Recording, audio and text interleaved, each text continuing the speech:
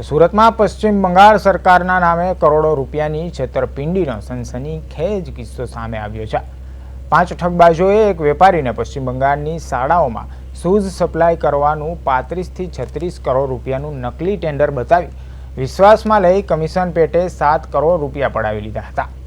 જોકે વેપારીને શંકા જતા તેમણે પશ્ચિમ બંગાળ સરકારમાં તપાસ કરી ત્યારે જાણવા મળ્યું કે આવું કોઈ ટેન્ડર બહાર પાડવામાં જ આવ્યું નથી અને તેમને આપવામાં આવેલ વર્ક ઓર્ડરના ડોક્યુમેન્ટ્સ તદ્દન ખોટા હતા।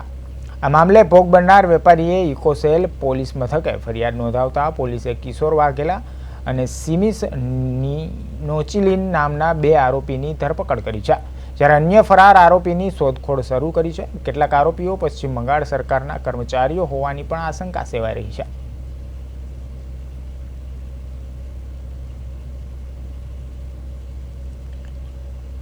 વેસ્ટ બેંગાલમાંથી સોશિયલ મીડિયા મારફત 36 કરોડનો શૂઝનો એમને ઓર્ડર મોકલાવેલો હતો।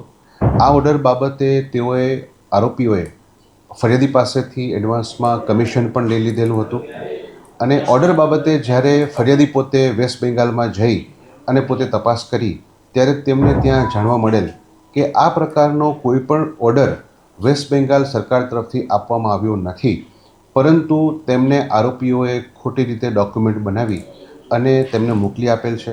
અને આરોપી બાબતે સાથે જ્યારે આ લોકોએ તપાસ કરીને પૂછપરછ કરી તો તેઓ યેનકેન બહાના બતાવી અને તેમને સમય પસાર કરતા રહેતા। ત્યારબાદ ફરિયાદીશ્રીએ અમારી પાસે આવી અને આ બાબતે ફરિયાદ નોંધાવેલ। જે ફરિયાદ નોંધ્યા બાદ આરોપી કિશોર વાઘેલા અને મિસિસ નોશિયલને ધરપકડ કરવામાં